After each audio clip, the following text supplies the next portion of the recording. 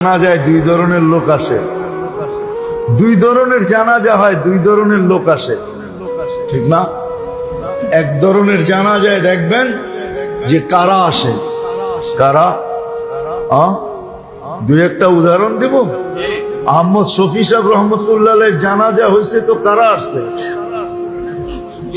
কারা? আরো জানাজা হয়েছে বাংলাদেশে, আরো হয়, কিন্তু কারা শরীক হয়? এমন লোক শরীক হয় যার ইন্না লিল্লাহ শুনলে 100 বার ইন্না লিল্লাহ পড়তে হয়, এত শুদ্ধ পড়ে। মনে হয় বুঝাইতে পারি, ঠিক না? কি রাগ হয়ে গেলেন? রাগ হয়েন না। আহমদ ইবনে হাম্বল রহমতুল্লাহ এটাই বলছেন, আমাদের জানাজা বইলা দিবে আমরা কে, আমাদের জানাজা বইলা দিবে আমরা কে।